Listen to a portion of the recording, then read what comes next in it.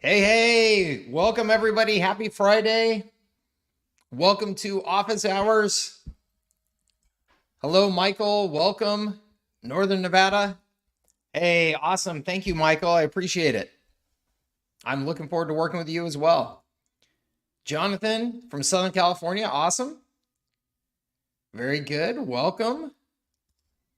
Paul. Hello, hello, Paul. Titus. Good morning from New Zealand. Welcome. Thank you for joining us from New Zealand. That's awesome. I think you guys can hear me and see me okay, it looks like. So if anything is up though, let me know, but it looks like all systems are go. Sorry, I'm a couple minutes late. I went to log in and hit the recording button, and then it told me I was out of recording space. So I had to go back and delete a bunch of stuff to make sure I had room to record here. So awesome. Thank you. Welcome. Awesome. Kurt, welcome, welcome. Victoria, BC, awesome. Thank you, Michael. Mar from Morocco, very cool. Welcome. Paul from Australia. Thank you, Michael. Appreciate it. Mr. Robert Brennan can hear. Awesome. Very good. Daniel from Philippines. Awesome. Very good. Welcome, everybody. I love it. We've got a global audience today. That makes me happy. You can hear in my voice. Didn't get a lot of sleep last night. Last night was another one of our events for my media company here there, San Diego. That means it's a late night and lots of talking and all that good stuff. And was up earlier this morning to get my workout in. So my voice is a little bit raw, so I apologize. Reginald says, Mike, do you use Go HighLevel's newsletter platform? Can be used to produce a local newsletter. Cool. Micah Brown, hi from San Diego, but on vacation in Turkey. Wow, very cool. Enjoy that. I've never been, but I've heard it is beautiful. All right. This is office hours. Reginald has the first question in. I'll get to that here in just 1 second. Office hours, we do every Friday typically. And these are pure Q&A, which means that I'm here just to do my best to answer any questions that you have, try and get you unstuck on anything that you're stuck on.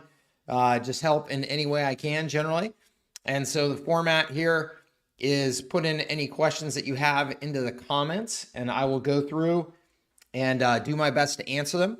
I'm also going to put, Daniel says it's 2 a.m. Man, let's get it. Yes. Daniel, you're a stud. Thank you for being with us. I'm going to put an invite link also into the chat. This is for anybody that wants to join me on camera. If you've got a question that's longer, a little more complicated, needs a little more context, to be able to give me what I need to really try and give you some value in feedback, then you can jump on that, and we can have more of a conversation than is allowed here in the chat. So you are welcome to join that, and don't worry if you click that link. You will come backstage here. I'll be able to see you backstage, so you won't just pop up on screen all of a sudden and be live. I'll let you know, and I'll give you a little warning before we go live, okay? Awesome. Let's go ahead and get into it. First question from Reginald. Thank you, Reginald. It says, Mike, do you think Go HighLevel's newsletter platform can be used to produce a local newsletter? Yes, I do, Reginald. A couple of things. So one, they have made some good recent updates, but I have been lucky to see behind the scenes for the updates that are coming here later on this month. At their big summit, the Level Up Summit, they like to do a bunch of announcements of new features and capabilities. And there is just an unbelievable amount of things coming in those updates, both new features and just improvements of existing features. And their email platform, I really do believe is going to be, it's going to be as solid as any other email platform out there. You will, of course, always have certain like usability things or these, smaller features in one platform that you wish, oh man, I wish that was in this platform. That's the case if you're comparing any email platforms, right? So I think though that it's going to have all of the main features that you're looking for, including the one that they just released, which is email from RSS, right? So you'll be able to pull information from an RSS feed easily into your emails. And then, which is nice because then you can go and curate a bunch of content through the week and have a curated spot where you can have an RSS feed and then have it pull from that. So it just makes the loading up of content into the email more efficient. You can use a service like GoodBits to format the email and then just take the email and copy it into HighLevel's code editor in their email. You can obviously just manually build the email. They're rolling out or they just rolled out the ability to save like templated sections of emails, just like you would save a templated section of a funnel page. If you have the same FAQs that you use over and over again, you can just save that as a templated section and use it in a bunch of different pages. So I think that all of these features combined give you the ability to say, yes, I can absolutely use this for a local newsletter. Now, I always say, Reginald, again, you may find that the way that you're producing your newsletter, the way that you want to produce your newsletter, you may find some other email tool out there that you go, this is a little bit better. This is a little bit more what I'm looking for. And then it's always a trade-off of, okay, well, what's the extra overhead of using another system versus using HighLevels and where am I at? That's obviously going to be just, pretty subjective and for up to you to decide. But I do think that the email system, yes, has reached a point where you can be comfortable saying, I'm just going to use this for everything. One of the things actually that they're working on, which is really impressive, is the speed of email deliverability. So I think that in the call that I was on, I think Sean said that their target by the end of this month is that each sub account would be able to deliver 1 million emails a minute. That's pretty insane. Not that any of us should be sending out 1 million emails, but it just goes to demonstrate that you're not going to have any bottlenecks. It's gonna send. It's gonna get delivered. All that good stuff. So I think that we're there, Reginald. I think that I have been a critic of their email platform, a pretty vocal critic with them of hey guys, you need to do this, you need to do that. The last feature that I'm looking at that I've been hounding Sean for in the email system is the ability to automatically resend an email to the people who did not open the first email with a new subject line, because that's just like an automatic win for marketers. I mean, you will essentially get 50% more clicks automatically just by having that feature, and they don't have that feature. Major email systems have that feature. I shouldn't, not even all of them do, not even MailChimp. MailChimp makes it a pain in the neck to do that. It's silly. But the major direct response platforms like ConvertKit, Drip have that capability built in. HighLevel will have that capability built in by the end of the month. So that was my last of my dream features, and then I think we're good. Titus says, what are your thoughts on offering a free basic system as a lead magnet, e.g. welcome mat or Google review system? I figured using the SaaS configurator, it would be 100% automated. Yeah, Titus, I think it's a great idea. I mean, if you look at the most recent investor presentation from HubSpot, and HubSpot, goes into pretty good detail in there on their strategy for how they're going to continue to expand in the SMB market. And core to their strategy is that they want to have these front-end offers that are the free, slices of their overall system, so that they can get small businesses in there, create those free accounts, upsell a percentage of them to paid, more broad use of their systems. I mean, it's a proven model. So yes, it will absolutely work, Titus. And I can tell you, I have directly had this conversation with Sean, and he is, He is very well aware of the need and desire of the agency community to be able to do that, to accelerate lead generation and accelerate sales volume and speed. And that will be a focus of theirs, creating more opportunities like that over the next year. But yes, the short answer is yes, and I would suggest that you jump all over that. Will you be covering cold email options in the boot camp next week, or can you discuss today? No. So next week's boot camp will be 100% focused on creating your offers, how to structure your offers, how to price them, how to manage costs in them, things like that, so that you can have the right product to sell.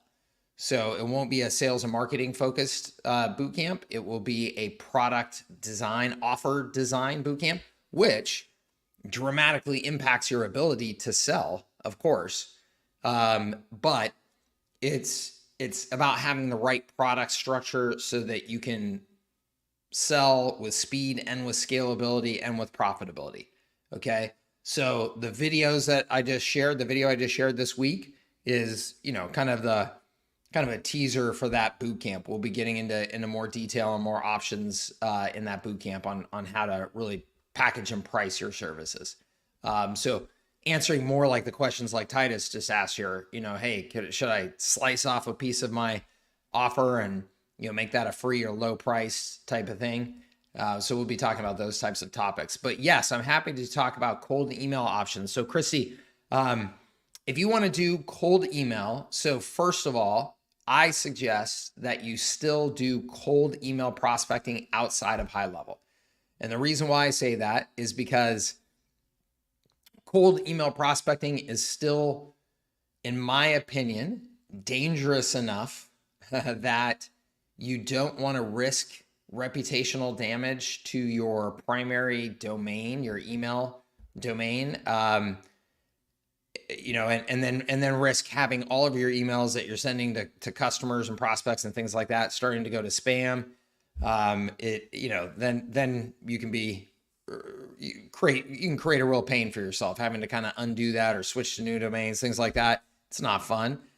So I personally, if I were doing an aggressive, cold outbound email prospecting approach as part of my marketing, I would personally do it outside of the system.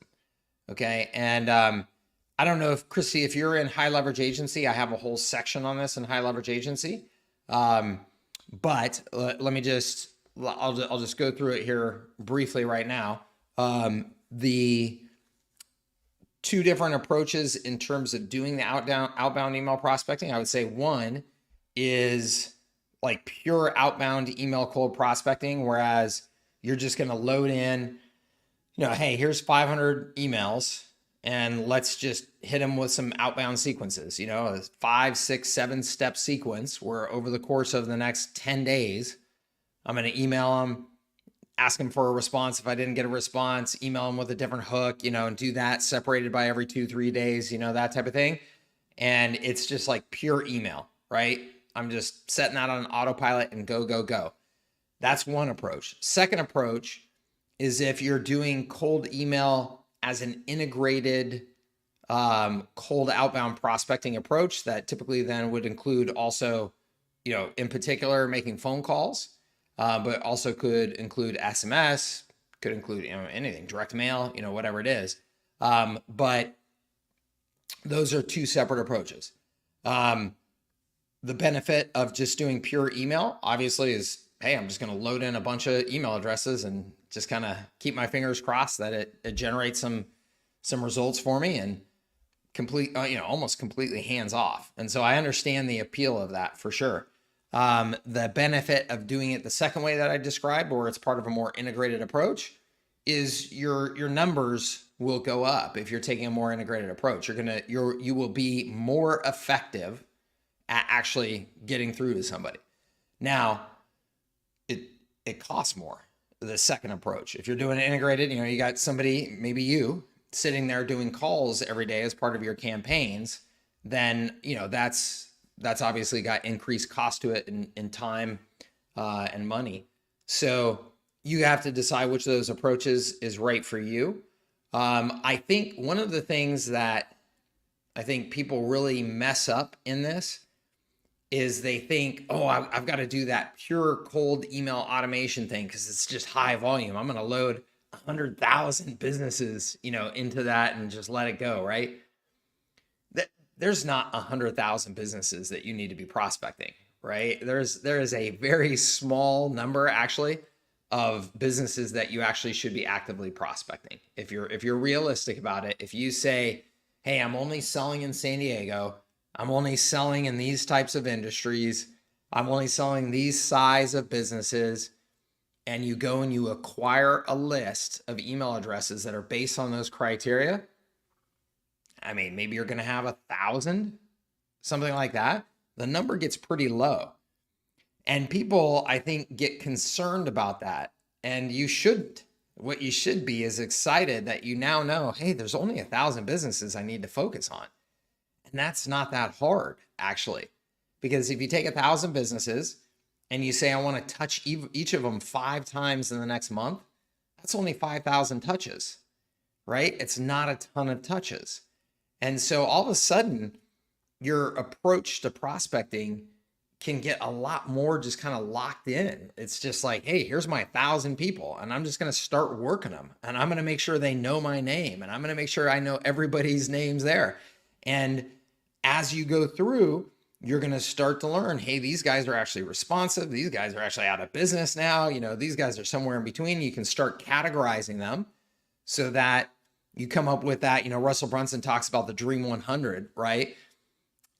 I did the same thing a long time ago, didn't call it the Dream 100, but I would do exactly that, where I would come up with my top, my A-list prospects that they were either identified as A-list by some sort of list qualification and segmentation. So I would say, give me all the lawyers that have at least 20 employees that have been in business for at least 5 years and are doing at least X millions of dollars in revenue. And I would buy that list. And I would say, okay, those are my A's because they fit all these criteria. Or they would become A's based on conversations and interactions I had with them. I'm out at a networking event, meet somebody, get into a conversation with them. And it's like, oh, wow, these guys are a perfect prospect. Run back, put their information in my CRM, categorize them as an A. All A's get your most attention, right? They get the gift during the holidays. They get the invitation to the lunch and learn. They get, the actual reach out phone call where you have tried to make sure that when you call them, you actually have some value specifically for them, not just a general campaign. Like you've actually thought through, hey, why am I calling this individual? They get that extra touch. The rest of the 900 get just more of a broad kind of automated campaign. But when you get that focused, your prospecting gets much easier, much more targeted feeling, and much more, the results just start coming much easier. It gets much more fun. So those are kind of the two approaches. If you want to take that second approach, let me just share my screen here. I highly recommend a service called Phone Burner. So what I use, gosh, I must have gotten onto these guys when they first got started because they are, I think they're about as, they've been around a long time. They're number one in the space. They were very good 10 years ago. So they're really good now. Must be a really good business too. Sheesh. So this will give you, if you say, I want to do real outbound prospecting, I want to be a machine at this, Mike, I'm taking this business seriously, I would get this. At some point in the future, HighLevel will be able to replicate what these guys do, and you won't need to get this, but that's some point in the future. It's not right now. And then if you want to do just pure cold outbound email, I would do, let's see here, is it Respond.io? Yeah. Wait, is that right? No, sorry. Reply.io. Yeah. These guys I used for years as well. These guys are really good. So if you want to do cold outbound email, and these guys will do other forms of outbound as well. It's not just email now. So it does give you some more sophistication beyond email. But these guys are really good. And then you're protecting your core email system again, so that you're not causing yourself problems. So those are the those are the two, vendors I would use, Christy. In terms of campaign sequences and stuff like that, I have all kinds of templates for that. And a bunch of my programs are for Chase Formula. If you're in high leverage agency, you've got, sequences in there. Not a lot of magic to them. There's lots of, you can find all kinds of examples out there of kind of approach.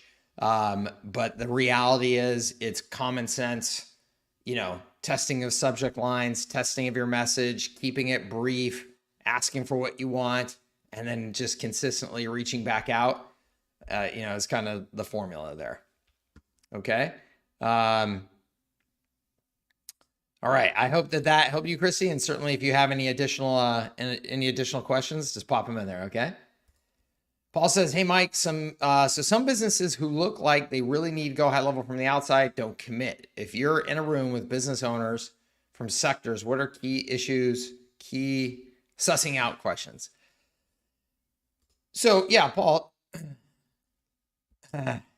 this is one that always this triggers me because I get so damn frustrated. I love small businesses. I love working with the small business community. I love that in theory, the small business community is the engine of our economy. And I say in theory because I also know that in reality, most of them are not very good.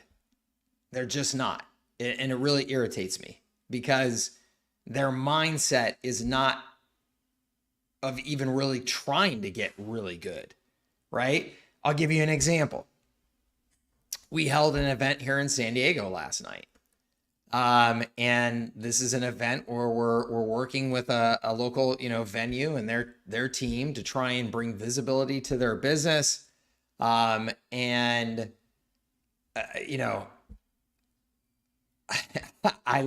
literally, during this event, there was probably 5 times where I wanted to go grab the general manager of this place by the scruff of the neck and take him outside and, because he is not at all. I mean, this guy would not survive a day working for me as an employee because he just did not have a service mindset and a positive mindset and communication skills and things like that. And just it's so frustrating to me.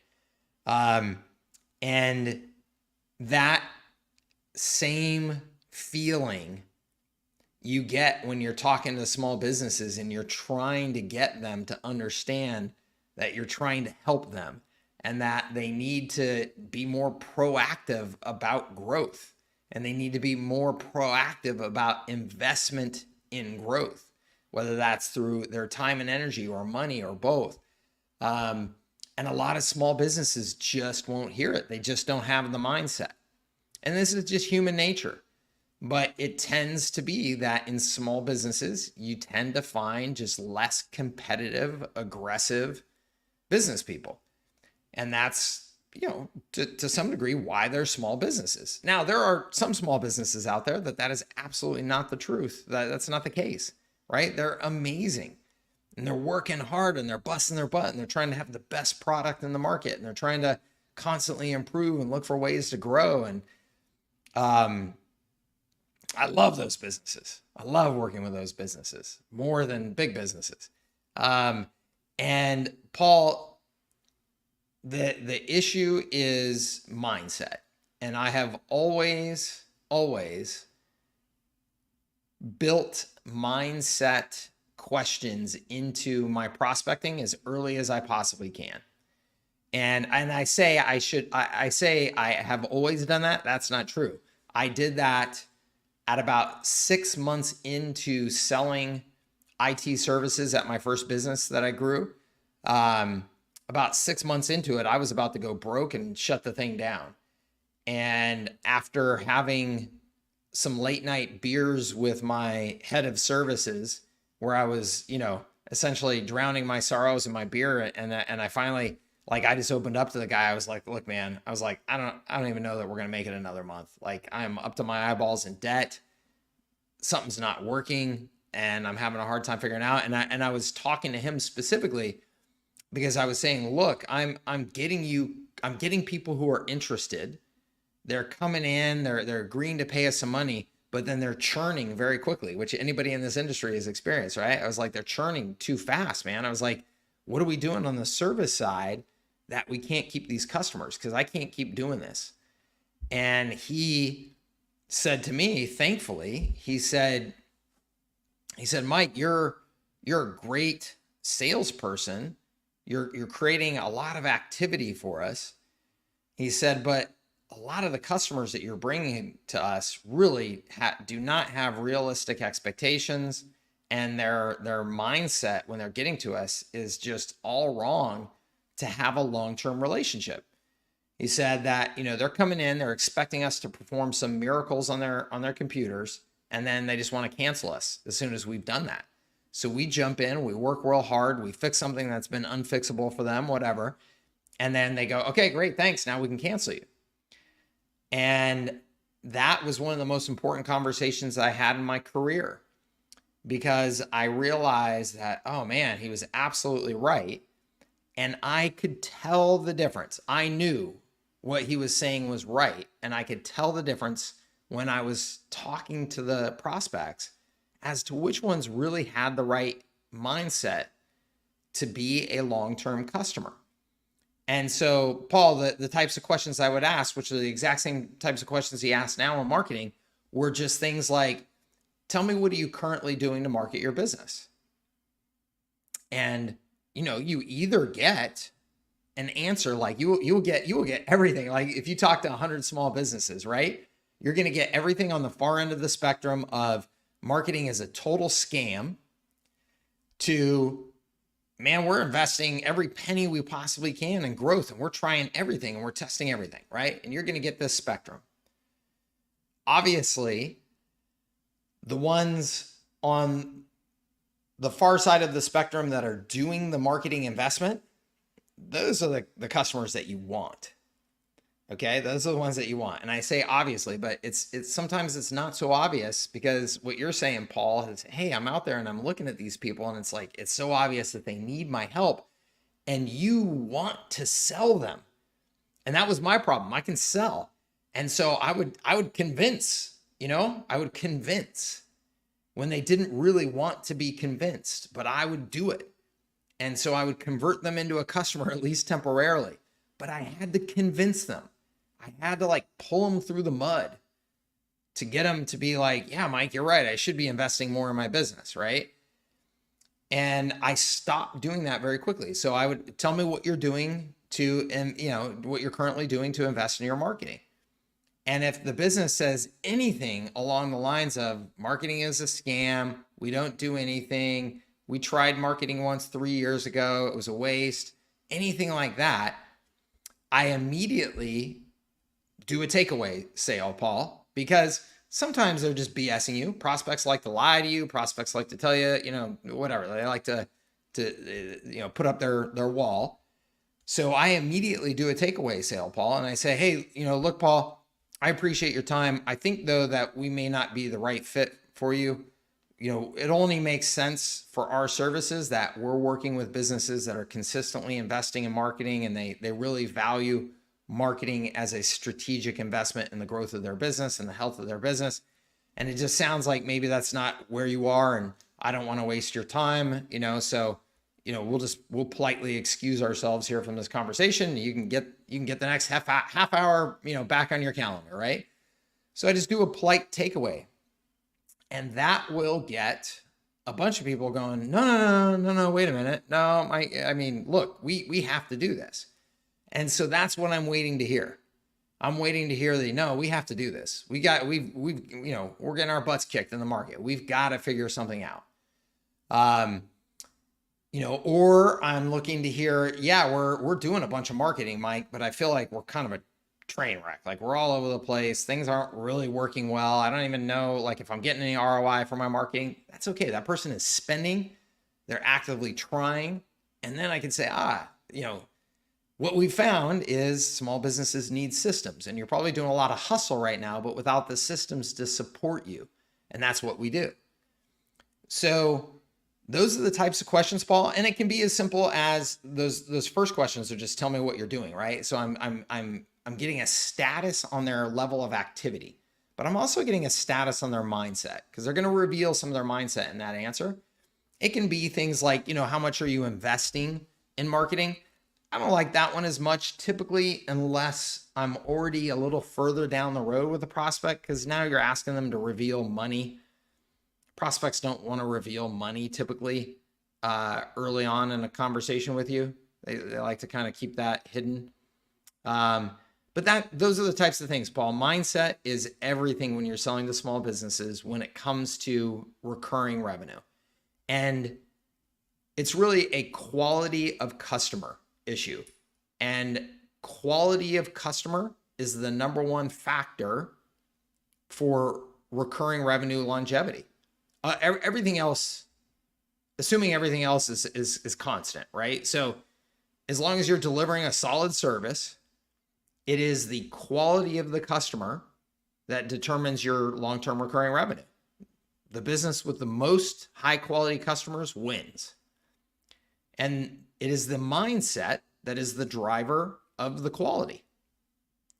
And that's not just me saying that. If you read the excellent book from the HubSpot head of sales and marketing for their first $100 million in revenue, he will tell you the exact same thing, and how they revolutionized their sales and their financials by vetting out quality of customers in their prospecting process, so that they lowered churn, all that type of stuff. And the way that they did that, Paul, and this is another excellent strategy, is that they would charge prepayment. They started charging for prepayment of their services. So if it was $497 a month, that's essentially $6,000 a year.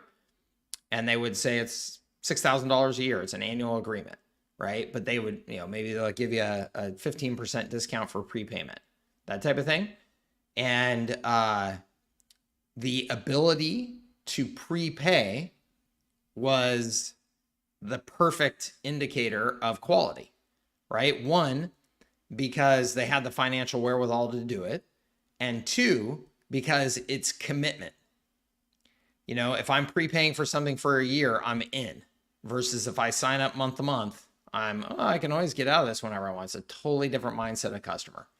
So charging prepayment is the other fantastic way to vet this. It's a little bit further down the road though in your sales process, right? You're probably not getting to the point of telling them it's prepayment until, I don't know, a little bit further in the sales process. So in the early side of the process in your prospecting, you can do it with the questions like I described, and your content that you're using in your marketing is the perfect way as well to do this, right? In your content, if you're talking about investment in systems, investment in consistent marketing, if those are the topics of conversation in your content, you're going to get better quality customers.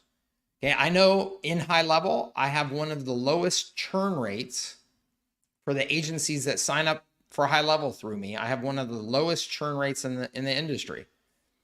And the reason why, I believe the majority of the reason why, is because my content attracts quality, because I'm not out there promising, get rich stuff. You don't see any videos out there of me waving around money going, you can start making $10,000 in, the next 10 days, right? Because that attracts a certain quality of person. So there's a lot of affiliates out there that get a lot more people signing up for HighLevel through them, but then they churn like crazy. because the quality is low. So I try and keep my content MBA level content. That's one of my goals, partially because I want to make sure I'm delivering the best product that I can, but also because I want to attract the right people. Okay. Hope that helps you, Paul. Longer answer probably than you're looking for, but I think it's a really important one. How do you explain how you use the lock tag in the 5F? That's a great question. That's a great question. I love it. It's a great question for me because it tells me that you're actually digging into the execution of the stuff. So thank you for asking that. Yeah, the lock tag is a simple solution that I started using, I don't know, a long time ago, where it is a temporary tag that you apply to somebody when you want to try to avoid hitting them with any other messaging. So as an example, if you are deep into my sales prospect on product X, I don't want to start hitting you with a bunch of aggressive promotions for product Y, right? Because now all of a sudden I'm distracting you, potentially confusing you, right? And what I really should be doing is if you're almost to the finish line on that first product, let's get you converted on that first product, right? So when you get into a certain sequence, what I like to do is apply a lock tag. And then at the end of that sequence, I'll remove the lock tag. And you obviously just do this automatically with workflows, right? So if you've expressed a bunch of interest for X product, I'm going to apply the lock tag and let you go through the whole sequence for that product until I remove the lock tag. And then when I'm sending out any other promotions, when I'm sending any promotions, I will say, don't send to people with the lock tag. Okay. If it's a promotion, if it's my newsletter, or I'm just sending out a value add video or something like that, I'll send that to everybody. I don't care what sequence you're in. If I'm just trying to add value with my content, I'll send it to everybody. But if I'm putting out a promotion, I will say, don't send it to anybody that has the lock tag currently applied, so that I'm trying not to distract people. So that's how I use it. It's imperfect. I will say that as well. It's imperfect because people sign up with multiple email addresses and all that type of stuff. And so, even if I have the lock tag applied for you on one email, you may sneak through on another email and still get the promotion, and you do what you can though. Nitro Trader, what's up, Jeff? Mike, I signed up for Go High Level SaaS version a few weeks ago and didn't know it was under someone's affiliate account. Do you know if I can switch to be a part of your services at Scale Group? Probably not, unfortunately, Jeff. But what you can do is you can reach out to HighLevel's support team and ask them. And sometimes if it's early enough in the relationship, they will do a transfer. You can say, hey, I didn't mean to sign up for this guy. Not sure how that happened. I meant to sign up for Mike. And what you need to do, Jeff, I'll just put in right here in the chat. You just need to tell them Mike at leverageventures.com. That email right there. That is the email that's associated with my HighLevel affiliate account. So you just need to say, hey, this is who I meant to sign up for. And they may. But it's definitely not guaranteed, which I totally understand, because obviously as an affiliate, if somebody signs up for me and then some other affiliate comes along and is able to then take my account, obviously that doesn't feel good. But if it's early enough, maybe they haven't even paid that affiliate yet, and so they may still agree to it. Okay. Micah asked, what is an RSS feed? It stands for Real Simple Syndication, I believe, Micah. And what that is it's essentially like a data satellite signal or something, if you will. That's a terrible explanation. And I am no techie, Micah, but let me just, I will give you the practical result of what I mean by this. You can go and let's say, you have a bunch of content, a bunch of articles that you found that you like on the internet, just anywhere, right? You can save them to a variety of different, accounts. Like I use Feedly. There's a number of different things that you could use that are like kind of content curation tools. So you could save all of that content into a section of that content curation tool. And then that section of that content curation tool will have an RSS feed. And it's essentially like this signal out to the world that says that this is Mike's favorite content that he's saved this month. So then what you can do is you can have HighLevel's email system talk to that RSS feed and say, hey, automatically grab anything that Mike has saved there and put it into this email so I can use it. You can do that with, you know, social media publishing, things like that. I mean, it has all kinds of practical purposes, but that's the way that I'm referring to using it in the conversation that we had before. Okay. Paul says, does HighLevel offer anything similar to Klaviyo and their email offering, like retargeting abandoned cart? Paul, so HighLevel is, it's funny that you mentioned Klaviyo specifically. So the reason why I say it's funny is because, again, I just got that inside scoop call with the HighLevel team earlier this week. And Sean specifically brought up Klaviyo and specifically brought up the capabilities that you're referring to. And so there is limited, I mean, HighLevel is super sophisticated, Paul. So if you haven't gotten in there yet, I mean, it's super sophisticated. Like you can make magic happen. So I hesitate to say that there's limited functionality because it's crazy how much functionality is in there. But in my experience with e-commerce, and I used to use Klaviyo with Shopify, you know, there are e-commerce specific things that you're talking about there that Klaviyo and Shopify will have that HighLevel does not have yet. But I can tell you that they are making an aggressive push into e-commerce and an aggressive push into exactly what you're asking about for e-commerce. So may not be exactly what you want today. Probably will be much closer to what you want, even just in the next 60 days, because they have a very aggressive roadmap. And I would bet a year from now, you're like, oh, this is everything. So, you know, I think it depends on kind of where you're at, how sophisticated you are right now with your marketing and your systems. And so do you need, you know, certain degrees of sophistication? You probably just have to get into the trial of HighLevel and kind of do a comparison of Klaviyo. Okay. Zach says, can you tell us about your upcoming boot camp, 17th, 18th? Yes. Thank you, Zach. Thank you for the opportunity. I suppose I should have a URL for that boot camp, shouldn't I?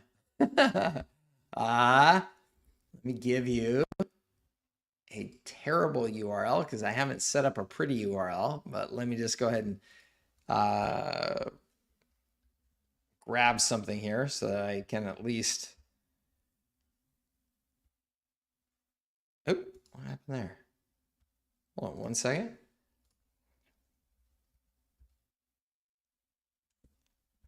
Oh, there we go. This will be a pretty ugly URL, but at least it'll be there. I can at least say I'm a marketer by at least plugging the program.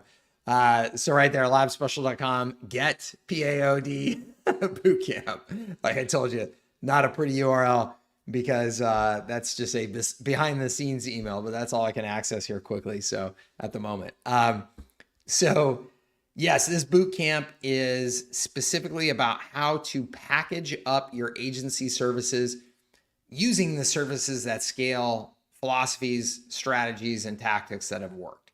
So when you are selling to small businesses, you have to get out of custom. You have to get out of time and talent-based services. You have to productize your services, take advantage of assets, take advantage of automation, so that you can have a service that you can deliver with scalability and profitability and have a lifestyle, not have to have you or somebody else sitting there, you know, manually doing the services all day, every day. So that is, I mean, that's what I've done my entire career. That's what I did at Everon that allowed us to scale that business so well and sell it. That's what I've done ever since.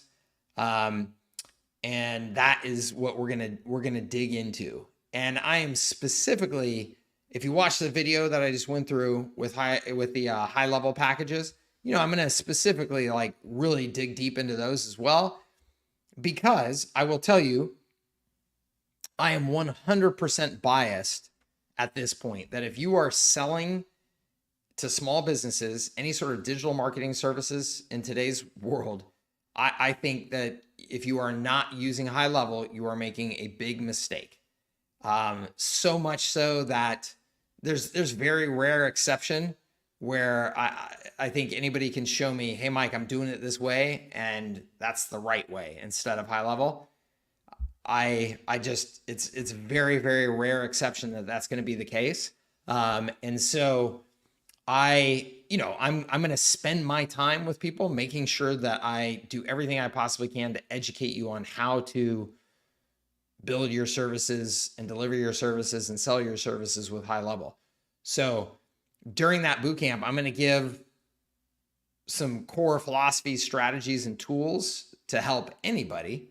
But then I'm going to say, but use high level and do it this way, because I think that's the best thing that I can do for you guys to ensure success. Okay. So that's what that will be all about. Jonathan. Hey, Jonathan. Hi, Mike. What are your thoughts on IT cybersecurity prospects? My background is IT sales, but it seems like home services have more of a need. Well, Jonathan, that's my world. I mean, so Kutenda was my marketing services business for the IT community. So I did managed marketing services for IT service providers, for MSPs. I mean, it's a market that desperately needs sales and marketing help, as you know. It is also a market, though, that can be a little bit difficult to work with, because there's a lot of people in that market that think that sales marketing is all just, snake oil and all that stuff, kind of mindset stuff that we talked about before. It's been some time since I sold into that market. And so I can't say, kind of what the competitive landscape is like now. I'm sure it's much more competitive than when I jumped in there, because I was an early mover in that space. But, my guess is that there's still plenty of opportunity there. Home services is a great market. Two very different markets, Jonathan, because home services is a B2C offer and IT is a B2B offer. And so the things that you're going to be doing for those businesses are going to be, relatively different. But home services is a great market, huge market. I mean, biggest market, right? And there is always something to sell there and always a way to sell them, because the home services market, I mean, either the market for housing and stuff is on fire or it's collapsing, depending on where you are in the cycle. And in either case, people need help related to homes, and that makes home services, continue to do well if they know how to market. So, I think those are two, again, just very different customers. And I think it's probably comes down more, Jonathan, to who do you want to spend your time with? You've spent a lot of time selling in the IT world, it sounds like. So if you like that market and you like those businesses and you feel comfortable with those people, that might be a great opportunity for you. If you have been selling in IT services for quite some time and you're like, I can't wait to get out of this industry and not talk to another one of these people in my life, then maybe home services. And I only say that because that's the way I was. By the time I got out of the IT services market, I was like, oh gosh, I don't want to talk to another service provider. In fact, Jonathan, when I sold my business, I signed a non-compete for, I can't remember how many years it was, specifically because I didn't want to have any temptation to go back into the market. That's how bad I wanted out of it. I did not negotiate out of the non-compete, because I was just like, if I don't have the non-compete, I'll be tempted to go back because it'll be easy, and I don't want to do it. So, Let's see here. Mike, before moguls came along, many of your snapshots resided in the Services that Scale Mastermind course. Are they still available? Yes, of course, Randy. Absolutely. Yeah, so they are located in more of the agency focused material now. So like inside of High Leverage Agency, inside of the agency Fast Start, things like that. But yes, they're all still available, Randy. Absolutely. Daniel says, is cold calling still worth doing to get clients? Daniel, it will work. And so worth doing depends on mostly on your appreciation of, time, money, and lifestyle. So I do not do any cold calling anymore. And I built a career for 10 years off of cold calling.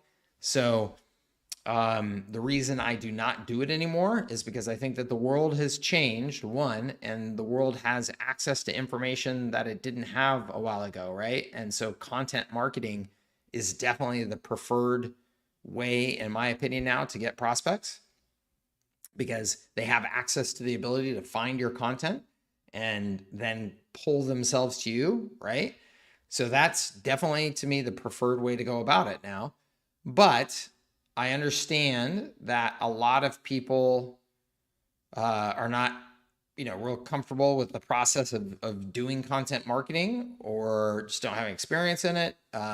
It can seem slower if you don't apply ad budget to it as well. And so people think, well, I just want to hop on a call today and start making some action happen. I get that. But you are fighting all of the currents of the world, right? Like I run 3 businesses and I do not have a phone other than this cell phone. And I have this cell phone set up that nobody can call me that I don't want to be called from, right? They're just going to end up, in the trash. So you can't reach me.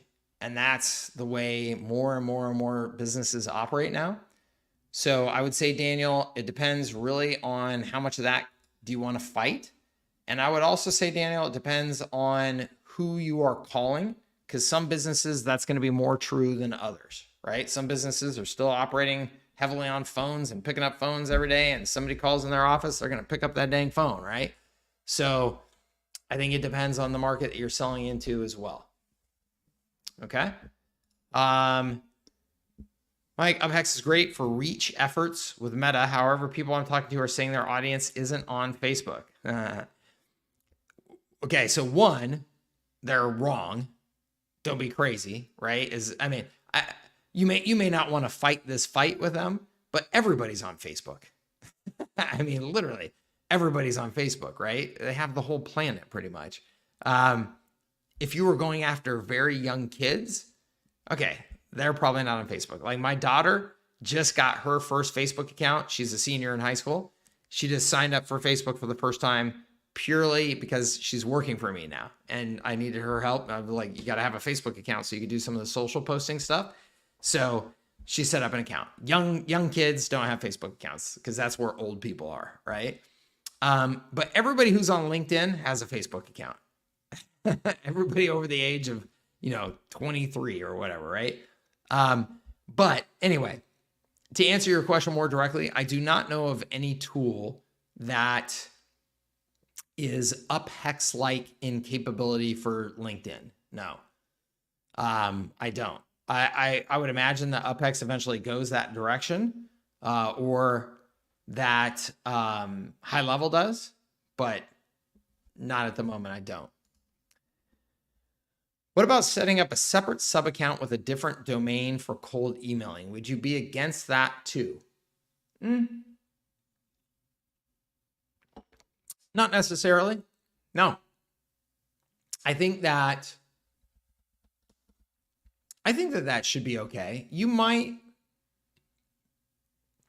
just trying to think, like when you register your account for sending, I'm sure it's still going to be under the same business name though. Like, it's your business. So you're going to have a sub account for you, but you're going to still use all of your same business information and stuff to set up that sub account.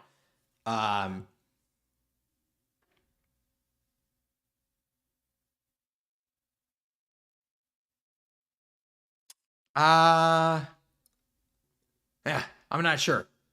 I'm honestly not sure on that one. You'd have to talk to somebody who is more um, sophisticated in the details of how that will get associated with your business or not. I'm not 100% sure. Yeah.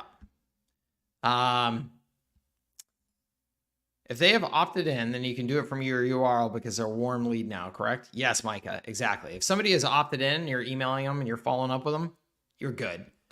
You know, you still should have the ability to opt out and all that good stuff. But, you know, you're going to be fine. I have an SMMA agency in Morocco. Awesome. And I want to expand my reach. Where do you recommend me to target the European market or USA? And can my accent be an obstacle in cold calling? Good question. So can your accent be an obstacle? Let's start there. Yes, your accent can be an obstacle.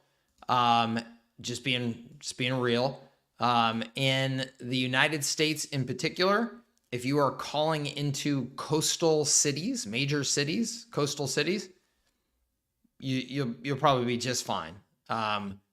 There's enough people with accents running around in the coastal cities of America and tend to be, you know, markets that are just more internationalized, right?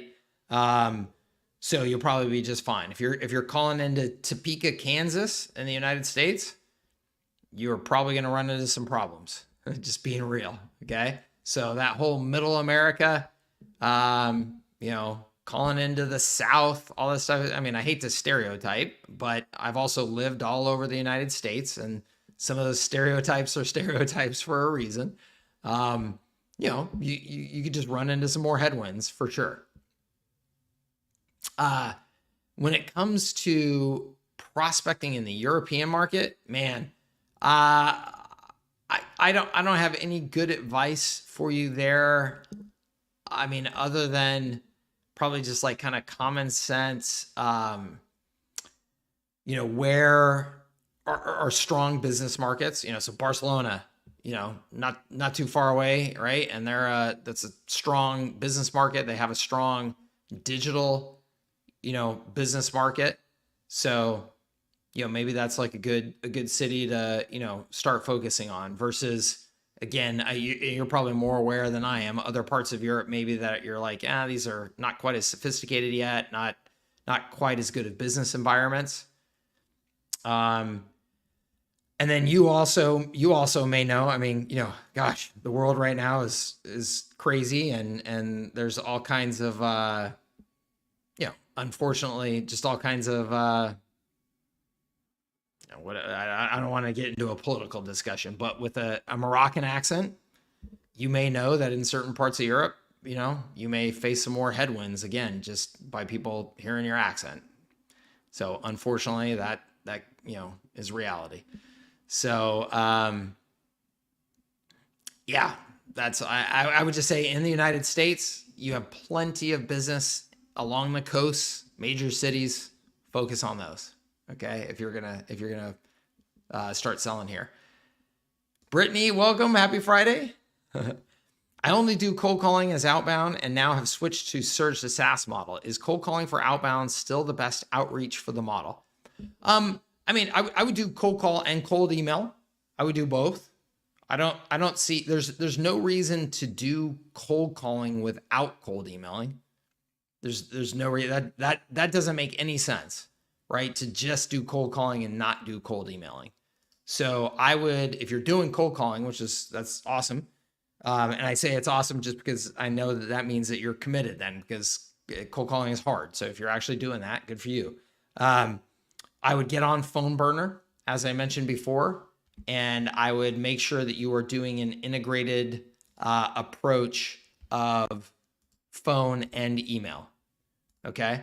And yes, phone burner will cost you some extra money, but it is unbelievable the increase in productivity. I mean, it says right there, 4 times more calls, 4 times more conversations, 4 times more touch points. It's absolutely true. I mean, this system is so efficient that any money that you're spending on it, if you value your time at all, you need to be on this system. Okay, I'm telling you right now. So that will then allow you to automatically incorporate the cold email into it. Okay. And then if you were to say, okay, yeah, Mike, I'm also doing cold email. Is there anything else? I would say direct mail. If you have money to spend, I would say direct mail. And this is cold outbound. Okay. My preference is that you start immediately investing in inbound.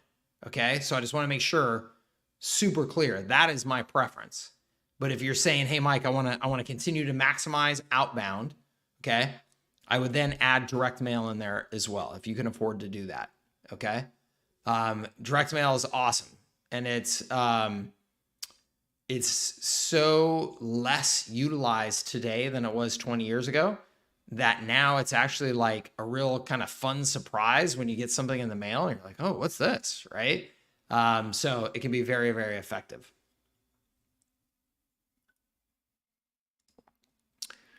Do you have any updates on high-level AI bots?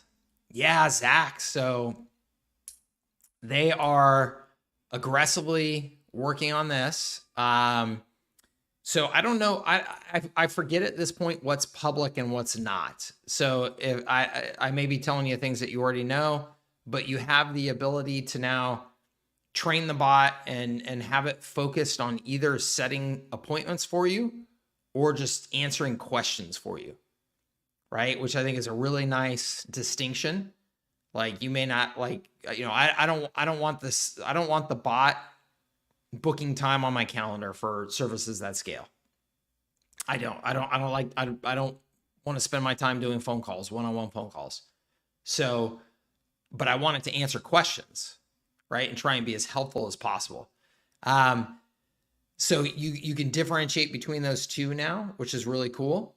And it is,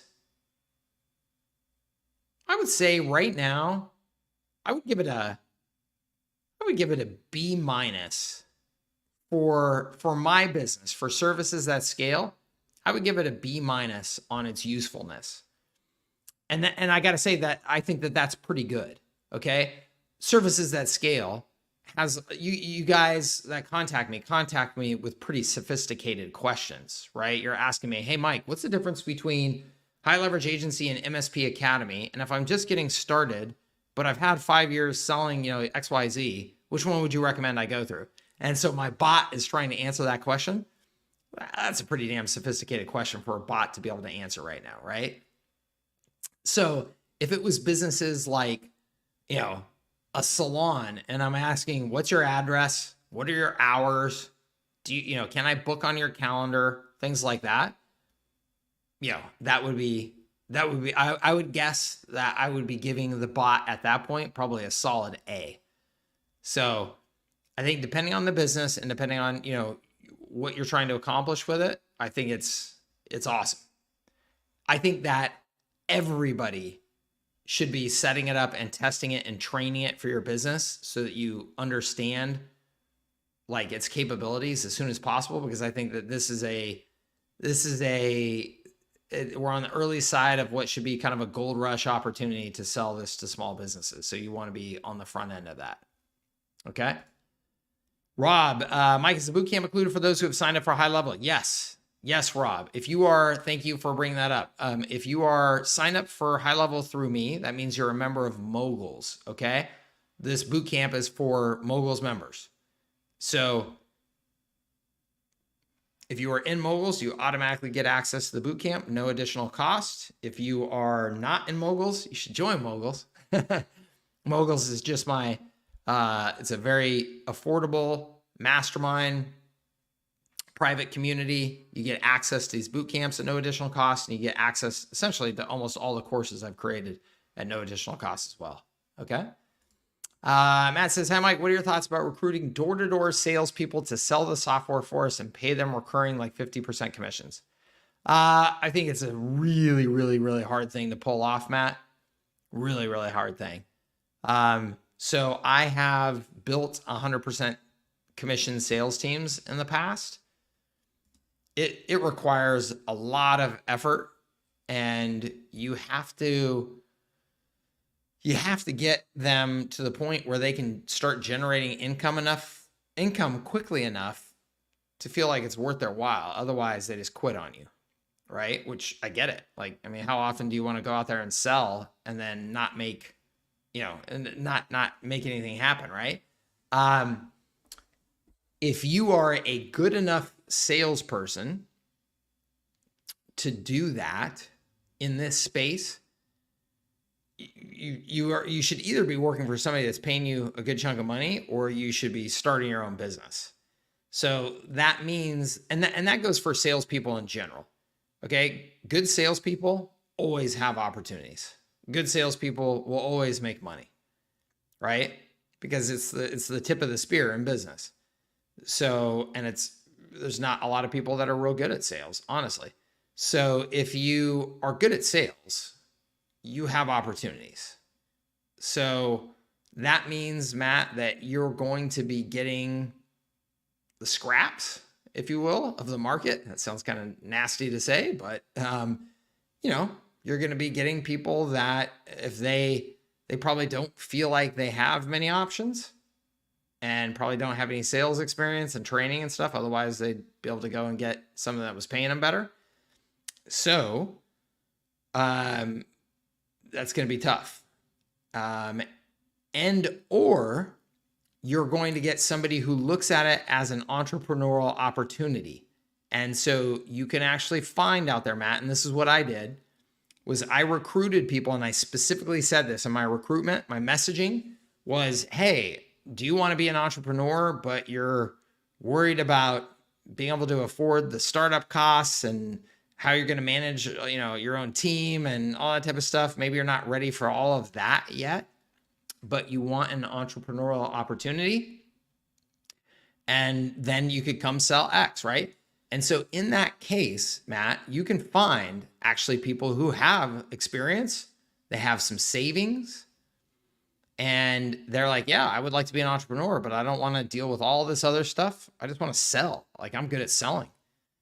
And then as long as your income projections, you can show them a model where, hey, look, here's how you can get to 6 figures of recurring income and,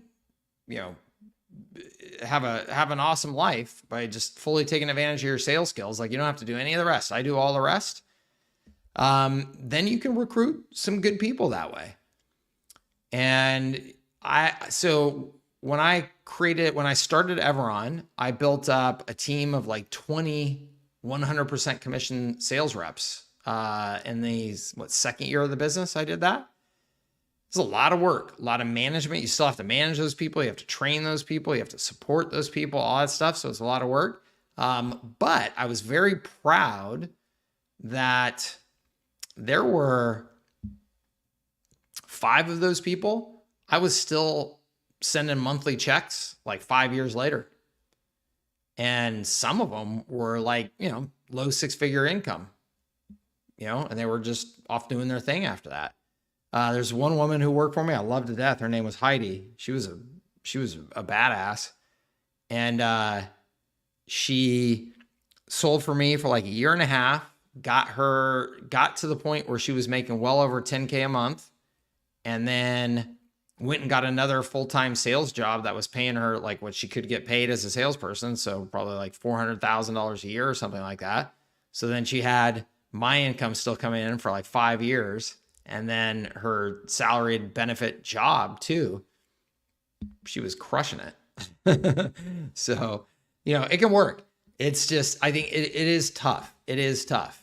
And you have got to be comfortable that you have a model that you can make it work for them financially. Okay. Last night I was just watching your conversation with Chase Buckner regarding AI, and wow, the potential. Yes, man, Michael, it's amazing. Yes, the overall capability. So I'm going to record a little video for you guys here and get it out this weekend about the update call that I just had with HighLevel and the features that are coming, because I took notes. I mean, a page and a half of notes just on the really key features that I think are coming, let alone all the other, kind of more minor ones that I didn't even bother writing down. Man, guys, I sent the email yesterday promoting the boot camp, and I said that the opportunity in this market is now. I really mean that. I really, really sincerely mean that. I mean, yes, I'm saying that as part of my sales pitch to, try and get you guys to sign up for my boot camp, but it's genuine. I really mean that. I did this already in the IT industry. Okay. I've seen this play out once before. The IT industry was the marketing services or agency industry as it is now. It was time and materials, disorganized, guys run around. We called them trunk slammers, working out of their cars. They'd drive up to a small business. They'd have cables and hard drives and things in their trunk, and they'd come out and they're usually all dressed all sloppy and come into your office and sit there and mess with your computer and be there for hours and charge you $150 an hour, and had terrible businesses though. They were good enough businesses because people's computers were breaking. They needed help that they could make a decent living, but they were terrible business models. And that was what I changed, right? I changed with Everon the business model. And then a friend of mine, Arnie Bellini, who's now a billionaire, he was the founder of essentially that industry's HighLevel. So he started ConnectWise, it's called. That became the software platform that allowed us to create a more professional business model. That changed the trajectory of the industry. All of a sudden, there's a bunch of people running around the industry that are making good money. They're living the life. They're going on vacations. They're buying boats. They're buying their second homes. You start hearing about people selling their business for millions of dollars. All of that is happening right now in this space. And with what is coming from HighLevel, you will be able to walk into any business soon, any small business, and you will be able to say, I have the operating system for your small business. I have everything that you need in one integrated system that takes advantage of automation and AI to allow you to run the most professional version of your business at the lowest cost possible. You'll be able to say that, and it will be 100% true. That is going to create an absolute gold rush for the people in this industry who get it and are selling. And there's going to be a lot of people that are sitting on the sidelines going, ooh, that's something I wish I were a part of. And I'm trying to encourage as many of you to not be the people on the sidelines, because you're going to regret it. So the time is now, Michael, to jump on all of that stuff. Does anyone have one-on-one level documentation on HighLevel? For example, I haven't found a basic explanation of which of the options in the SaaS configurator turns on or off. So one, I don't know if you're looking at again, I don't know what's public yet or not, but the SaaS configurator is going through a major change. So the SaaS configurator, we're finally going to be able to create a whole bunch of different packages with really granular access. So instead of just the 3 packages, we're going to be able to set up 20. So you're going to have 20 package options coming here. And it's going to be much more granular in how you can set it up. So that's going to change here pretty quickly, solo scale AI. But right now, I think the best companies that I'm aware of in terms of creating that like one-on-one documentation for you and kind of the basic training and support would be like an Extendly and HL Pro Tools. Extendly and HL Pro Tools. Those are the 2 major players in the space that I'm aware of that are doing the high-level support services. So I would look at those 2.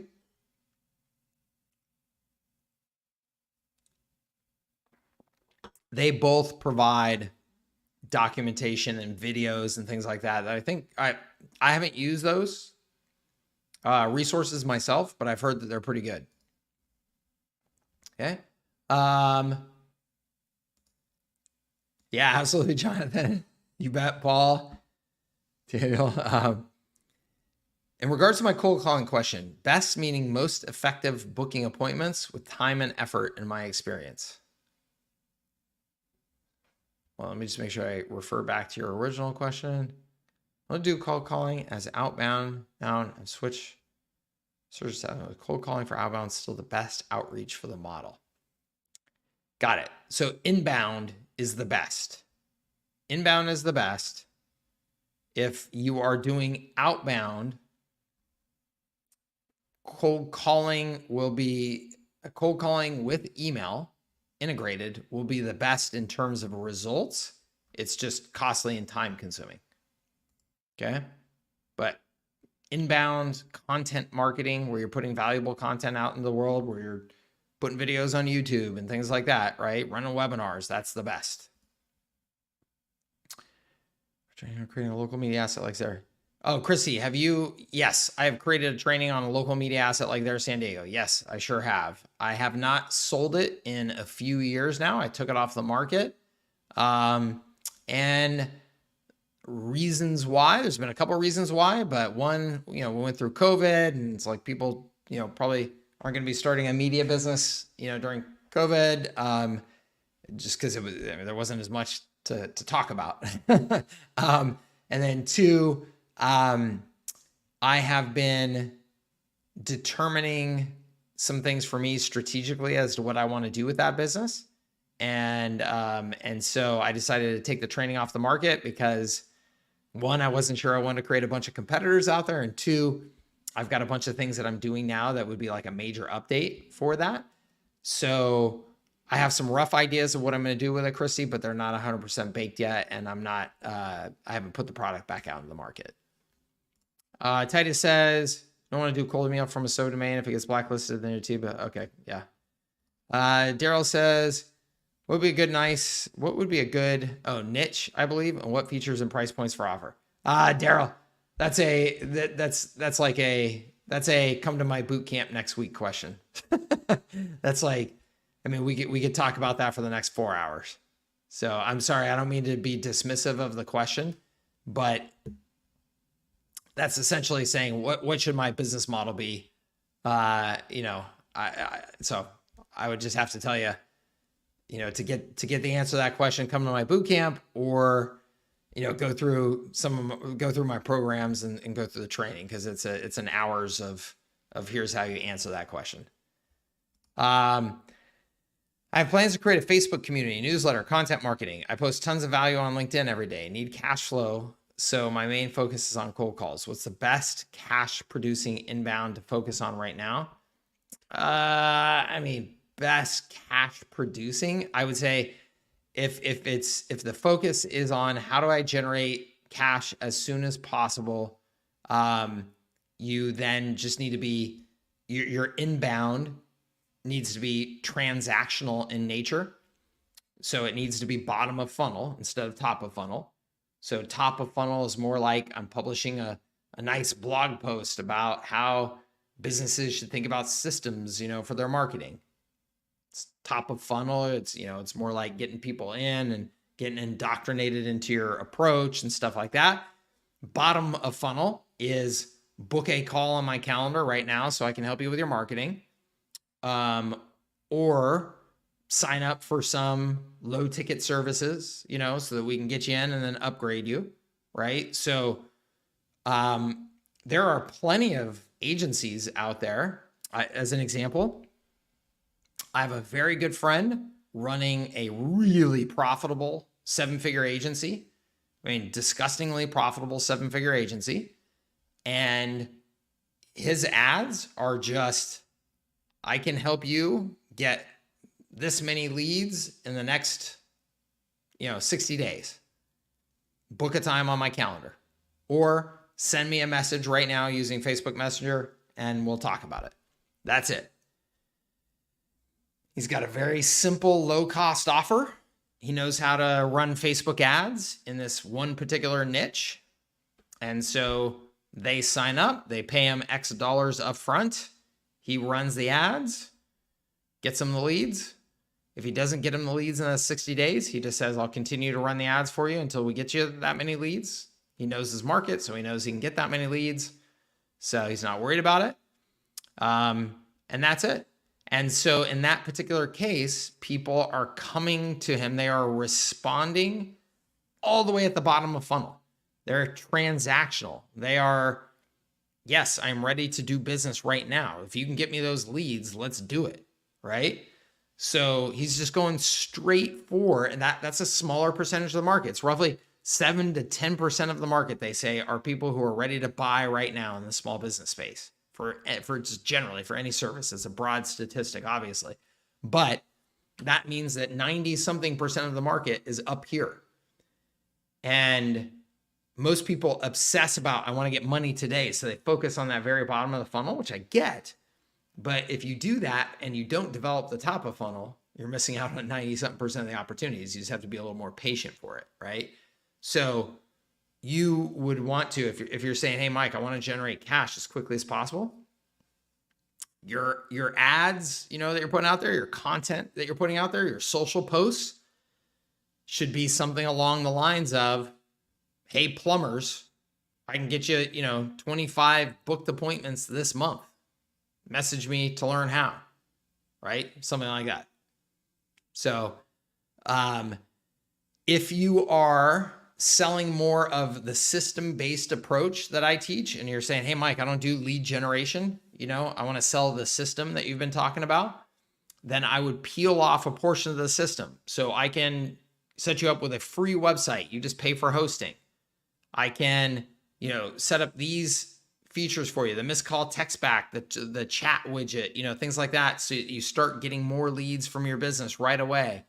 I can, stop missing calls with the missed call text back. So those small foot in the door offers that are easy to understand, easy to sign up for, lower cost, you need to be marketing those.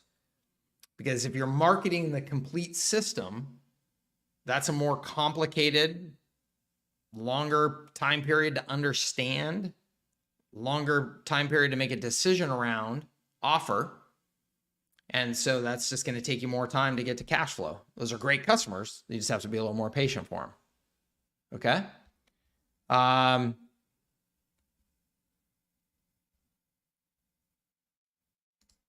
Yes, there is a 5F workflow. Yes, there sure is.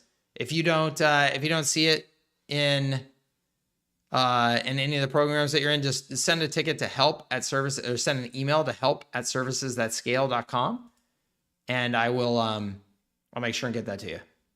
Okay.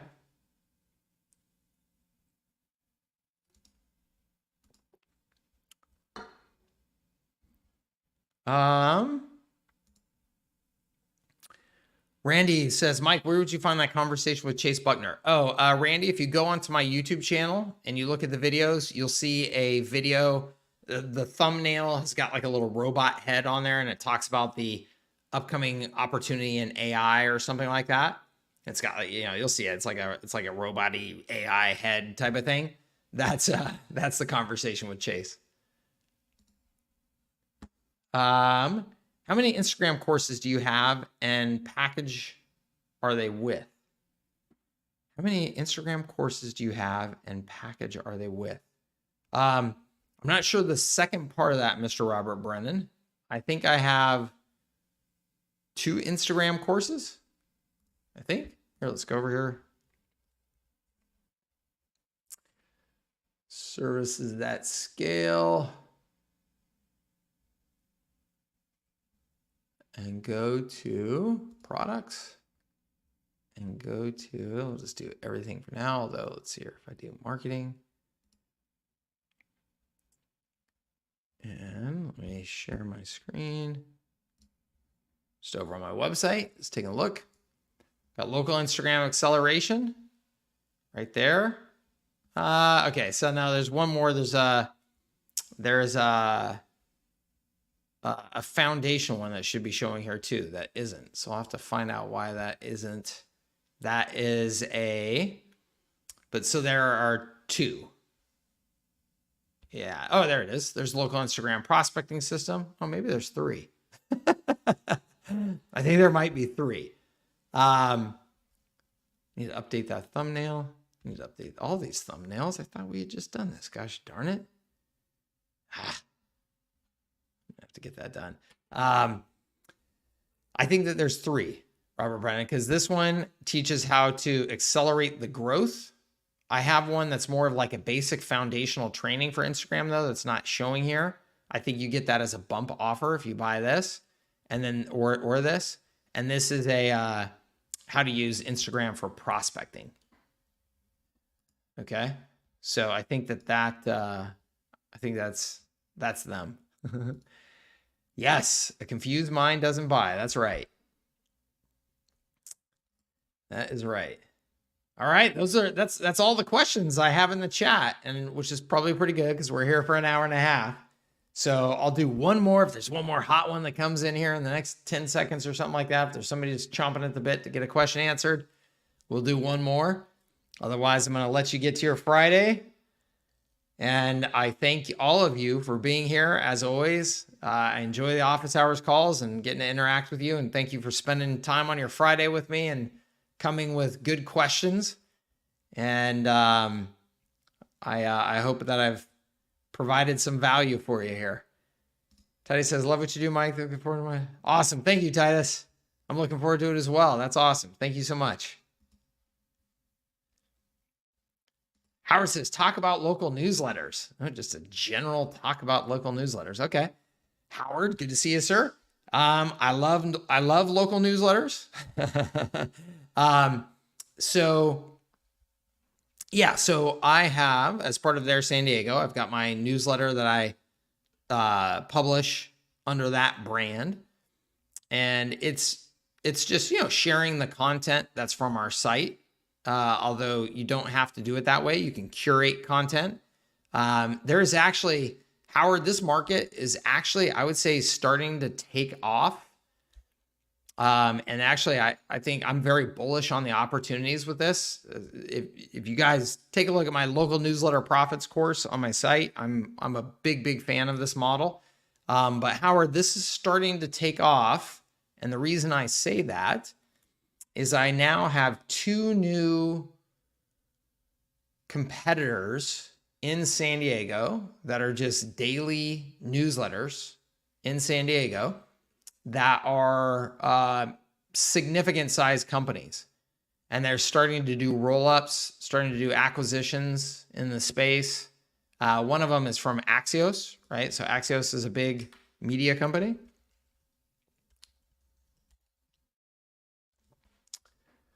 Let me get to this. So Howard, these guys are starting to send local, you can see it right here, local news. Hold on, let me get screen share. So this is Axios and then Axios local.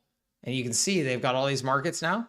So they're sending local newsletters in these markets, and they are, again, doing acquisitions and stuff like that. So I think that there's going to be some good activity in this space. And no, this does not mean that the opportunity is gone. When you see their newsletter versus like my newsletter, it's totally different. So just, carve out your niche. But yeah, you're just sending out an email newsletter, and people like email newsletters. The email newsletter business is actually booming. It's actually probably as hot as it's ever been. And it's just a great model because it's so stinking easy to send a newsletter, and it's so stinking easy to just sell an ad in the newsletter. Okay. I sold 2 really good sized deals just this week in my newsletter that, it's literally an extra 10 minutes of effort for me to now include their ads in my newsletters coming up, and they're 100% profit effectively. It's fantastic. So I love it. I love it as a foot in the door to sell your agency services. Anything that you can do to build your visibility, your credibility, your attention in your market is going to help you sell your marketing services. So having a newsletter that 30,000 people are reading every month, like I do, or every week, like I do, that is a huge asset for me to be able to sell anything else I want in San Diego, right? So huge fan. Would you emphasize news or events for a 300K city? For 300K, Howard, I'd probably do both. I do a little bit of both. I would just make it a general, just great newsletter for a local to read. So whatever you think needs to go in there. Howard, send me a message. I will send you a guy that I've been following. I can't remember the market right now, but I'll find it and I'll send it to you. Who I just saw a case study. I found out about him because he was on a podcast where somebody was featuring the fact that he had built a nice, multi 6-figure income just sending out his local newsletter in his market. And that's all he has, is a newsletter. I don't even think, maybe he has a site too, but not nearly like as active as like their San Diego or anything like that. It's a great model. All right, 2 questions. If I do YouTube, should I brand it as my business or my personal brand? Also, is turning most of my services into teaching programs except UpHex and funnel building a good choice with STS? So I would say the question on YouTube, versus is it a personal brand versus a business brand? I think that's primarily dependent on what your long-term objectives are. So I used to do all this stuff only under business brands, and then I changed it to be Mike Cooch YouTube and do more like Mike Cooch Instagram and stuff like that. And the reason why is because I personally made the decision that I am just going to be a content producer for the rest of my life. And I want to have my name as the primary, as the tip of the spear in the relationship with you guys, so that if I do a fitness program, a year from now, that it still makes sense. It's like, oh, Mike Cooch is doing a fitness thing. And, I'll get, Mike Cooch's fitness thing because I have a relationship with Mike Cooch, right? Versus if you signed up for the, super agency channel on YouTube, and then I wanted to roll out a fitness program, well, that'd be kind of a weird, departure, right? So if you are making the long-term commitment to be producing content, I'm going to be doing this, then I think it's the best way to go as a personal brand. If you're just saying, hey, Mike, I'm just trying to get some money, going for this agency and build it up to X dollars of my agency, and that's kind of my plan, that's the extent of the plan, then you could just do an agency focused, small business marketing focused, that type of thing. And have a brand around that. Oh, and then the second part of your question. Also, is turning most of my services into teaching programs, except UpHex and funnel building a good choice with SES?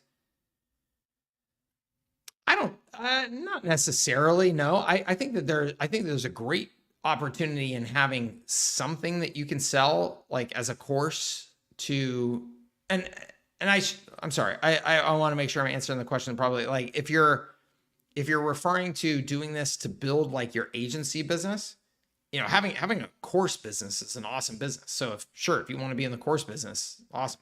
But if you're saying to use that as like an offer to help you sell your agency services, I think it's a great idea to have some sort of course. I don't think that you need to like go overboard with it. I think you could just have like one course. And that would be fine, because you're really just using it as a foot in the door to get attention with people and then, sell your agency services. So I don't think you need to turn yourself like into a school, and it tends to be a different buyer, right? A course is somebody who wants to learn how to do it themselves typically, versus, your system and your agency services are for somebody who doesn't want to do it themselves. So they can overlap, of course, and one can lead to the other. I don't have, send it to, just email help at servicesthatscale.com. Okay. For my agency, turning my services from like offer building and creation to teaching it and teach organic marketing instead of building the systems. Well, again, that's an instead of, right? If you're saying, do I want to be in one business or the other? I mean, you just have to answer that question, right? I mean, you could be successful in either business. They're different businesses. If you want to run both businesses and you have the resources to do that and energy to do that, awesome. I mean, that's what I do, right? So, but they're just different businesses. They're both, they're both good opportunities, and you can just decide, which one's good for you. Okay. For an agency, do you recommend transitioning to a productized services approach or a growth partner model? I would probably have to understand more what you mean about a growth partner model, but I am 99.5% sure without hearing your answer that it's productized services for sure. Yeah, you bet. And the reason why I say that is if by growth partner model, so first, I hate the word partner. So the fact that you're saying partner immediately makes the hair on the back of my neck stand up and I break out in hives. If you're saying I'm your growth partner, as in, you're a plumber and I'm going to be your growth partner. And so I'm going to, take equity in your business and I'm going to, so much BS. Be super careful. Yeah. Be super careful, guys, of this in the marketplace right now. I'm not saying it's all BS. I'm saying it's a sexy thing to be able to sell as an info product. Okay. And let me tell you, just so I can be totally fair and I can be proven wrong on this. Okay. I can absolutely be proven wrong on this. But let's get real here. Okay. One, are you that good? Are you that good that you should be a growth partner? Let's just get honest with ourselves. I'm that good. I know I'm that good. I've built 4 different 7-figure businesses. I'm not trying to toot my own horn here. I'm just trying to tell you that I know I'm that good. I know that I could literally go and partner with just about any small business out there and make them grow much faster. Okay. Now, let's follow that to its logical conclusion. Because I know that, why in the living heck would I want to go out and build an agency where I'm trying to partner with a bunch of businesses to do that when I could just start or buy a business? Right? I mean, by partnering as an agency in a growth partner model with somebody, I am, what that tells me is whoever's selling that to you, like I said, I think they're selling you something. If you have ever tried to partner with a small business in your life, talk about just a can of worms, just a whole bunch of. I started this call today talking about the mindset of small businesses and stuff, right? So let's talk about the different kinds of small businesses out there. There's the small businesses that I talked about before where they're like really growth oriented. They're kind of kicking butt out there. They may be they're facing all kinds of challenges as always, but they're growth oriented businesses. They got the right mindset. They're investing for growth. You think that they're going to just hand over a big chunk of their business, or they're going to pay you an arm and a leg unless you're really good? No way. They're going to sniff you out and go, why in the world am I, you better be damn good. Or you're going to get the other businesses that are not very good. They're not very mature. They don't have the right mindset. And then if you think you want to be a growth partner with that business, you're crazy. Talk about a giant pain in the ass. I mean, seriously, right? So you're left with this option. I mean, take it. This is from a guy who's been working with small businesses for 20 years. And I've built businesses, bought businesses, and sold businesses. Okay.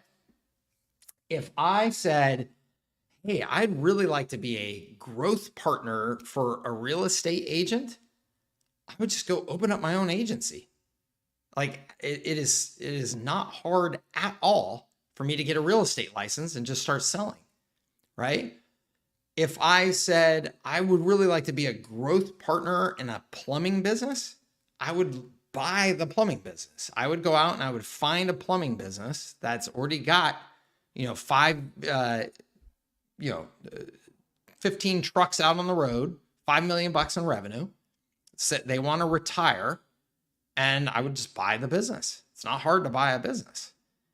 So again, if you're good and you're good, you probably don't need to be buying into anybody's growth partnership program because you know what to do.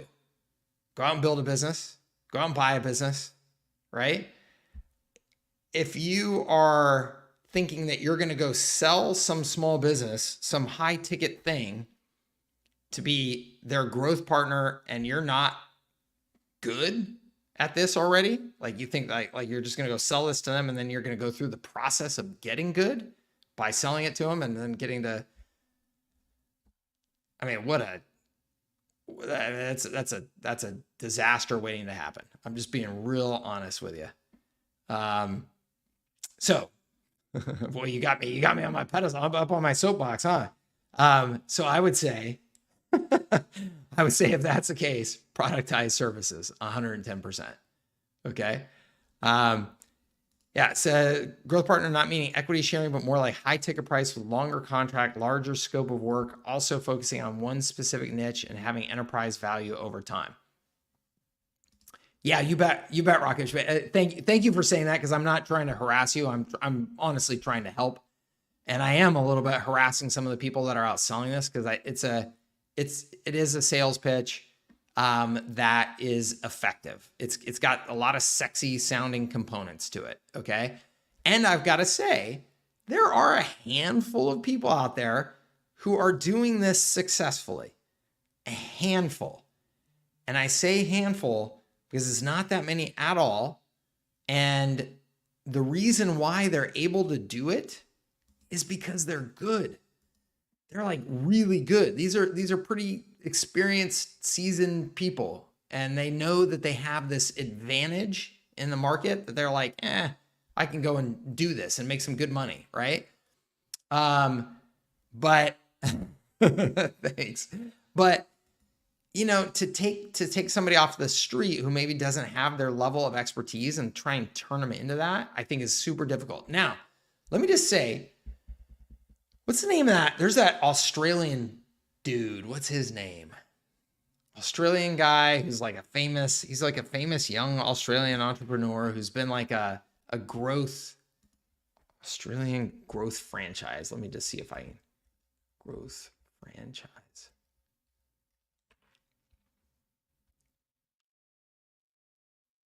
It's like Accelerate, or what's the name of this guy? Hold on one second. Australian. Now you got me. I'm all into this. This growth franchise. What's his? Gosh darn it. Australian. What is it? Bradley? Is that his name? Like Bradley Smart or something like that? Oh, Brad Sugars. There we go. I knew I'd track him down. Brad Sugars. Okay, hold on here. Let me share my screen again. So this guy has been in the, man, he's been in the, I'm like your kind of growth partner business for as long as I've been in business, I think. This dude is like, he was like this young, like wonder kid. You can still see him, and he's pretty young. And he was like this young, like wonder kid in Australia on building some businesses and selling some businesses. And he started this like growth franchise, model. And I think did pretty darn well with it, but he was, it's essentially, it's a coaching franchise effectively. And so, if you're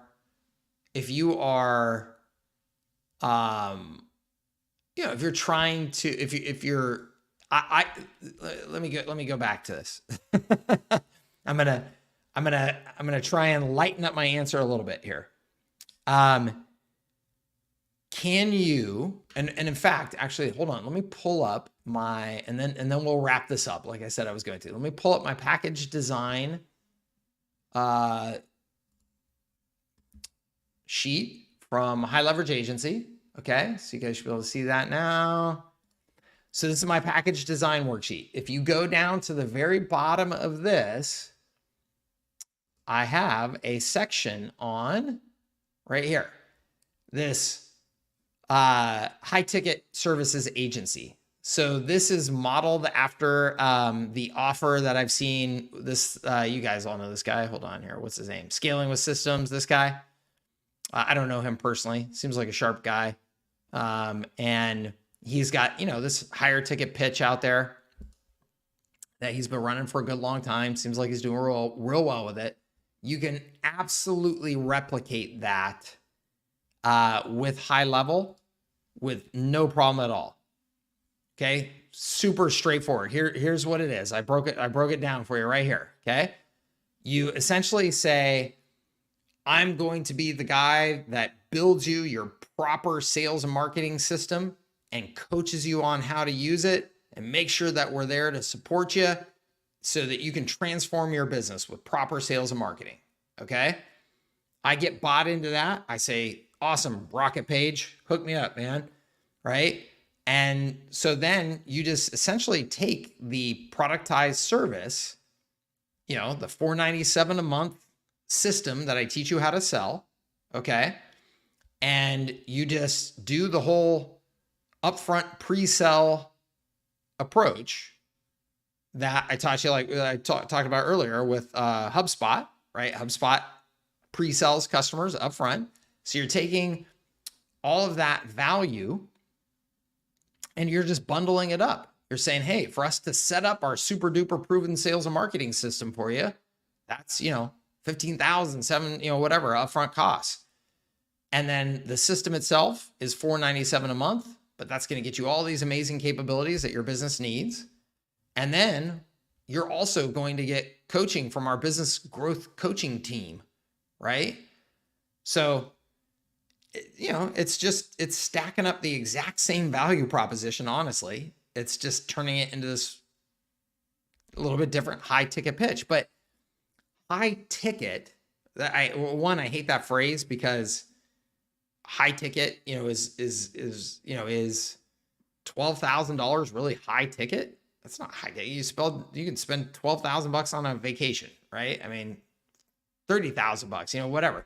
It's not really high ticket. I understand it's not inexpensive like a course or whatever, but this is a year's worth of services, a year's worth of access to your system, a year's worth of coaching for $12,000 up front. It's not a ton of money, but it's high ticket in this industry, apparently, right? But really, it's just, you're just pre-selling this stuff in a slightly different way. But what you are doing there, though, is you're creating kind of this coaching model as well. That's part of your value proposition that comes along with your system. You can absolutely do that. Once you start getting up into that $50,000 a year and equity sharing and all that stuff, again, you better be damn good at helping them with some coaching and stuff to differentiate why they're going to pay you $50,000 a year versus this $12,000 a year. Okay. Better have some good coaching that you're offering. Okay. And then 2, as soon as you start getting into equity with small businesses, my gosh, are you talking about, again, just a can of worms? I mean, do you know how many small businesses that you're talking about out there that they don't even have proper legal setup? They don't have proper accounting. They don't know what GAAP is. And now you're talking about getting into a legal agreement with them where you're getting an equity component of their business or you're getting future profits. Who's determining how the profits are calculated? Is it cash accounting? Is it accrual accounting? Right? What expenses do they get to include in their profit number? Like, you are getting into a can of worms. And again, unless you are truly going to partner with that person. And when I say partner, I mean, you better know that person. Going into business with somebody in the early stages of a business and trying to grow it and stuff like that, it's like going into war. You better really know that person. Otherwise, start your own business, buy a business, and have people that you can fire when you're in war with them and you realize that's not somebody you want to be in war with, right? So, okay, I've beat that enough. I think that you could do like that whole $12,000, coaching plus services model like this, easy. This all is easy right here. I mean, I could roll out a service tomorrow for agencies where I say, hey, it's, you know, $12,000 a year. You're going to get the Mike Cooch Super Duper Growth System. I'm going to set it all up for you. I'm going to train you in an in-person boot camp on how to sell, and I'm going to give you coaching throughout the year. I could easily sell that for 12,000 bucks. Set everything up on HighLevel for you, you know, whatever, right? So you can absolutely do this type of thing, and I think it's a great value proposition and a very fair value proposition, okay? Versus when you start to get into 50,000 and I want equity in your business, again, I just think you really just better have the background to be able to look somebody straight in the eye and go, dude, I deserve a big equity chunk of your business. I know you're taking a big leap of faith with me, but I'm that good. Otherwise, you're putting yourself in a real tough spot, and you're putting them in a real tough spot. So awesome. Yeah. Yep. Yeah. And see, this is, it starts to get complicated, right? It starts to get like anytime you're talking about, well, what are the results of this? What if you don't hit the results? How do I get my equity back in my business? You know, all that type of stuff. It's tough. Not saying it can't be done. I'm saying that it's probably not a great model for most people when you could just go out and sell an awesome productized service, get people using your system, have just an awesome, legit business lifestyle, all that stuff. You're creating your own equity with your own company that you're going to be able to sell. Anybody who follows my plan and builds a decent business based on HighLevel over the next 2 or 3 years, stacking up recurring revenue, you're going to have a very sellable business, right? That's just so much cleaner. You know what I mean? Like, it's like, I just need to go from here to there. I'm not trying to get into legal agreements with people I don't know, any of that type of stuff. So my 2 cents worth. Everybody have a fantastic weekend. Thank you for letting me get up on my soapbox. Have a great rest of your Friday. I hope that this was productive for you. And please join me on future office hours calls. Generally, like I said, every Friday. And we'll see you on the next one. If you have any questions in between now and then, please just post in my groups or email help@servicesatscale.com. If I want to model that guy, what courses of yours would you recommend? Yeah, a lot of products can get pretty confused. Absolutely. Yes, I would get into high leverage agency. High leverage agency is exactly what I just showed you, that $12,000 thing, just presented in a upfront value proposition. You know, you're paying upfront, that type of thing. So that's it. Awesome, everybody. Thank you so much. Have a great weekend, and we'll see you on a future call. Bye-bye.